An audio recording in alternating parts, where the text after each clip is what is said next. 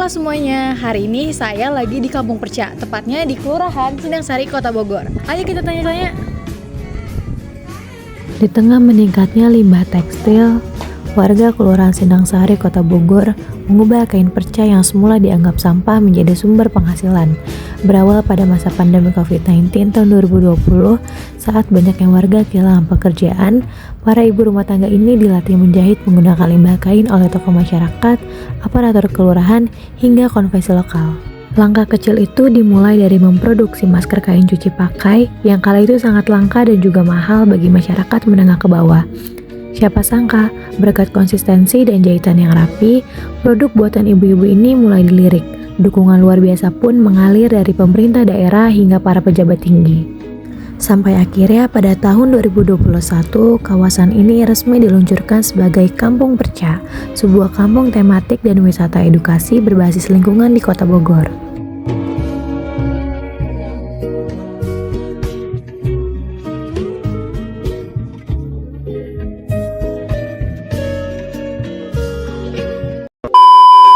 Sebelumnya boleh perkenalkan diri dulu dan menjadi apa di sini? Oke, Assalamualaikum warahmatullahi wabarakatuh. Perkenalkan, saya Kartika Dwi Amalia. Saya salah satu pengurus di Kampung Perca, yaitu saya sebagai admin di sini. Udah berapa lama, Bu? Untuk bergerak Kampung Perca? Iya. Bergerak Kampung Perca itu dari tahun 2020, di mana sedang dalam keadaan COVID-19. Iya. Nah, di situ warga Sindangsari suaminya banyak yang dirumahkan, ada yang di PHK, ada juga yang dibatasi waktu-waktu kerjanya. Seperti suami TIK, misalnya full dalam 1 bulan itu 24 hari kerja, ini hanya mendapatkan jatah 10 hari. Di situ penghasilan suami kami masing-masing itu berkurang, sedangkan kebutuhan hidup itu memang harus berjalan, gitu ya, harus sesuai dengan kebutuhan kami. Nah, di situ keluh kesah warga Sindangsari itu terdengar oleh Ibu RW, yaitu Bu Hajah Nining selaku ketua di Kampung Perca. Itu diceritakan kepada Bapak Lurah saat itu. Pak Lurah itu Pak Asep, yang mempunyai istri, mempunyai basicnya menjahit, gitu. Gimana nih warga Sindangsari ini agar bisa mendapatkan penghasilan tambahan, gitu. Nah, di situ ya udah, kebetulan istrinya Pak Asep itu ada basic menjahit, gimana kalau kita bikin produk yang memang saat ini dibutuhkan, yaitu masker. Oh iya, betul. Iya, saat itu masker medis itu langka. Mahal juga ya. Iya, betul. Mahal, langka, di online juga ya susah lah. Betul. Apalagi kayak kita warga yang taraf kehidupannya dari menengah ke bawah itu kan mahal nih gimana, iya, gitu. betul. Sedangkan ke warung aja memang kita berinteraksi harus memakai masker. Betul. Nah, di situ ada gagasan dari ibu istrinya Bapak Lurah, ada gagasan, ya udah kita bikin produk yaitu masker cuci pakai. Berarti awal dari masker. Betul. Sampai sekarang alhamdulillah sudah ada 40 item lebih produk kami, sudah termasuk fashion. Oh iya. Nah, di situ diajak tuh ibu-ibu, kebetulan di sini juga di lantai 2 itu ada konveksi ya. Konveksinya sudah tidak aktif karena terkena dampaknya juga. Tapi sisa-sisa bahan itu ada, seperti bahan seperti benang, kain sisa potongan. Karena beliau ada basic menjahit, jadi gimana nih caranya kain kecil itu dibikin apa ya? Oh, ternyata dibikin aplikasi, dibuatlah pola menjadi masker. Di situ produk pertamanya, Kak. Gitu. Kalau Tika sendiri berarti emang dari awal juga udah ikut di... Iya, pertama kita ngaduk-ngaduk bahan, pilah-pilah bahan yang udah berdebu gitu ya. Di situ Tika juga ikut sama seperti teman-teman yang lain ngejahit. Mungkin hasil Tika tuh tidak maksimal untuk dijual. Jadi Tika di sini ditugaskan untuk menjadi salah satu pengurus gitu. Nah, itu kan konveksi yang di bawah udah nggak beroperasi ya, Bu? Iya. Nah, gimana kain perca yang didapat saat ini? Untuk saat ini ya, waktu itu kan di tahun 2020 pasti berkurang dong, ya kain percanya yang ada di sini. Alhamdulillah, karena Ibu Wulan, istrinya Bapak Asep itu banyak referensi yang sama-sama penjahit, butik. Jadi beliau juga ada nih yang menawarkan secara cuma-cuma dari penjahit rumahan. Nah, sekarang kita mendapatkan kain perca dari bahan kaos itu yang ada yang satu kelurahan sama kami, yaitu PT Poli namanya. Oh, berarti emang udah kerja sama gitu? Cuman dia lebih ke bahan kaos. bahan kaos itu kan bisa untuk lapangan, keset. Jadi untuk produk-produk yang lain belum tentu bisa digunakan gitu, karena kita sekarang ini lebih ke bahan katun gitu. Sampai sekarang juga penjahit dari IG kita kan aktif ya, jadi kadang suka ada DM, Mbak butuh kain perca nggak gitu. Ada yang dari Bekasi, kemarin kita jemput ke Bekasi, daerah-daerah Bogor, alhamdulillah udah beberapa karung. Sampai terakhir itu yang kemarin ada 6 orang yang DM aku nawarin kain perca, tapi mau simpen di mana gitu, karena masih banyak stok, ya. iya gitu. Nah ini kan saya lihat-lihat banyak banget penghargaan nih gitu. Dan menarik banget gitu. Itu cerita sampai Bisa dapat, ya bisa dapat. Karena mungkin kita kan awalnya ada gagasan, ada dukungan dari kelurahan, dari Bapak Lurah langsung. Bapak Lurah tembuslah ke camat, dari camat ya namanya ASN kan pasti saling bantu. Betul. Terus juga ada di bawah naungan Bapak Wali Kota saat itu, Bapak Bima Arya di situ. Jadi beliau mengarahkan untuk membeli produk Kampung Perca di sini. Waktu itu ada pesanan masker yang pertama paling banyak itu 400 dari ASN untuk dibagikan ke warga Bogor gitu. Jadi kita di situ tuh seneng. Memang sih waktu awal ya kita kan belum tahu ya kita bikin produk itu mau dijual kemana, mau dipasarkan di mana gitu. Cuman karena banyak dukungan dari orang-orang ya pejabat-pejabat gitu, alhamdulillah nggak sulit gitu. Aku ditelepon untuk ke DPR. Minta tolong teh, ini tolong desainnya kayak gini, tapi kita pengen karena banyak karyawannya yang pakai hijab, jadi pengen yang pakai tali seru gitu. Oh iya, ada yang request kita buat juga gitu. Berarti kalau untuk sekarang produk apa aja teh yang udah ada? Oke, kalau sekarang ini bestsellernya lebih ke pangsi ya. Pangsi itu pakaian ASN Kota Bogor di hari Rabu apa Kamis gitu. Oh, dari sini Ya. juga berarti. Memang diarahkan untuk ke sini karena kan memang kita bedanya memakai aplikasi. Oh, iya. Beda dengan yang di toko-toko Biasanya atau ya. pasar-pasar yang lain. Jadi lebih unik kita ada motifnya. Betul, apalagi kemarin tuh ada acara HJB ya. HJB itu alhamdulillah ada beberapa yang keluar. Memang sih sebelum di tahun ini waktu wali kotanya Bapak Bima Arya itu sampai ratusan kota keluar baju pasti. Cuman sekarang kita juga masih bersyukur sih walaupun agak berkurang gitu. Tapi masih ada yang masih kesini ya. Masih ada yang nyari, masih ada yang nanyain gitu. Mungkin dukungan-dukungan dari pejabat-pejabat di atas aja. Berarti kalau untuk pembeliannya itu lewat online atau kita langsung hadir ke sini? Sebagian kadang suka ada yang chat TIK ya, itu termasuk online juga kan, karena minta digosen gitu. Terus lebih ke lihat di IG, DM minta dikirim gitu. Nah kalau untuk di toko-toko kayak Shopee, TikTok itu ada gak? Kita sedang diurus sama ini mahasiswa Juanda untuk di TikTok dan Shopee-nya. Memang sudah ada, cuman kita belum upload yang terbarunya gitu. Jadi dari foto-foto produknya kita belum banyak yang diupload gitu. Tapi kalau untuk pembelinya berarti lebih banyak orang-orang sekitar sini atau dari luar?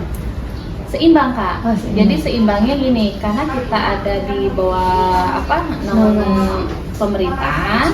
Jadi di mana ada pariwisata itu kita kerjasama dengan Disparbud. Jadi kalau misalnya ada daerah yang pariwisata ke Bogor itu diarahkan di sini. Iya, kita sudah ada yang dari Malaysia, di Singapura. Iya, alhamdulillah gitu. Jadi ada kunjungan ke Bogor. Misalnya kunjungan nih ke Indonesia kemana? Misalnya ke daerah Bogor, diarahkan ke sini. Gitu. Alhamdulillah, walaupun kita nggak ngerti bahasanya, memang ada yang bantu juga. Di sini kan ada SMK Wikrama ya. Nah itu murid-muridnya itu Memang ikut bisa serta ya, juga, ya. Ikut serta juga untuk membantu dari bahasa kita gitu. Kalau dari TIK sendiri, tantangan yang paling besar apa sih teh? TIK itu tantangannya ya, bukan keinginan ya. Iya. Kalau tantangan itu gini, bisa suka ada yang custom. Teh, aku pengen buat yang kayak gini dong. Sedangkan di galeri itu kita belum produksi nih. Sulit nggak ya? Aku juga mikir-mikir karena nggak mau sampai membebankan ibu-ibu yang produksi. Betul. Tapi memang itu suatu tantangan karena apa? Kalau misalnya kita sukses membuat salah satu produk ini, kita juga bisa bikin misal pesan satu kita buat 2, siapa tahu kita jual di sini juga ada yang jual, suka, ada ya. yang tertarik bisa bikin lagi gitu. Untuk tambah ilmu juga sih sebenarnya ya. Gitu. Berarti kampung kain perca ini menjadi sumber utama gitu ya bagi masyarakat ini atau gimana? Kalau dibilang sumber utama juga ya karena kita kan memang dari pembagian hasil kan memang alhamdulillah sebenarnya tergantung omset juga ya. Kalau memang stok banyak orang itu juga karena perasaan ibu ini produksi apa ya, karena kalau misalnya nambah lagi stok sedangkan belum ada yang keluar kita mau bayar apa gitu kan, kita juga lebih ke penjualannya. Jadi di sini keinginan TIK itu penjualan itu sih. Jadi minta dibantu untuk penjualannya gitu. Jadi setiap ada event, setiap ada apa TIK ikut hadir. Karena setidaknya walaupun tidak ada yang terjual, setidaknya tahu orang gitu ya. mengenai kampung perca itu seperti ini, produknya apa sih bedanya gitu. Ya kita lebih kita kualitas dong gitu. Memang banyak sekarang mungkin TIK baru taunya di sini karena ada kain perca dibuat aplikasi untuk produk. Tapi setelah TIK banyak ikut kayak Bukabut, event-event mana-mana, sekarang kok jadi banyak gitu. Banyak ya, betul. Tapi tetap aja TIK pede karena hasil produk ibu kampung perca itu bagus, dari jahitan rapi. Karena bukan TIK aja yang ngomong, banyak yang datang ke sini, ini jahitannya bagus ya, ini ada pelatihannya dulu nggak sih? Awalnya ibu-ibu bisa ngejahit nggak sih? Padahal enggak. Ibu-ibu itu ada sekitar 3 atau 4 yang memang bisa menjahit, seperti almarhum Tenur waktu itu beliau juga jadi pengurus ya, waktu itu memang menerima jahit di rumah. Terus seperti Bu RT yang sekarang galerinya dipakai tuh rumahnya, di situ. Terus Bu RW selaku ibu ketua itu memang sudah paham dari menjahit. Yang selebihnya ya kita ada pelatihan gitu. Jadi Ibu Wulan ya, kita kembali lagi ke Ibu Wulan, beliau mengajarkan ibu-ibu untuk membuat baju, produk-produk yang lain. Jadi kita saling sharing aja. Misalnya ada satu ibu yang ngerti nih bikin keset, dia sharing ilmu gitu. Bikinnya kayak gini nih, Dicontohin dulu gitu. Iya gitu. Karena kalau dipegang sendiri belum tentu kita bisa menghasilkan beberapa piece produk. Kalau dibantu kan bisa banyak. Di sini kan sebenarnya ibu-ibu itu ada kurang lebih 20, pengurus 3, berarti kan kita ada 17 ya. Nah 17 itu ibu-ibu yang produksi memang beda-beda. Ada yang sudah paham ke fashion, ke baju, ada yang belum. Tapi kita tidak menekankan harus, tapi kita hanya mengarahkan. Kita harus mengingatkan bahwa kita juga nggak tahu sampai kapan ada di kampung perca, tapi setidaknya kalau ada ilmu kita ambil. Gitu. Kayak TIK sebenarnya sampai sekarang tuh memang nggak tahu juga sih TIK kurang paham dari menjahit. Jadi nggak bisa aja, nggak bisa banyak bolong aja minta tolong.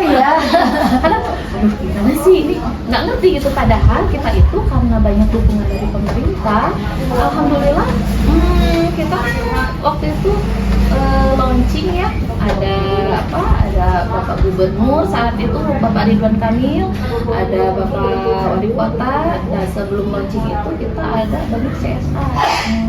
Ya, yang paling besar itu dari BJB, ada dari Taspen, ada dari kantor-kantor yang lainnya. Sampai sekarang ibu-ibu di rumah itu semua melakukan mesin jahit masing-masing.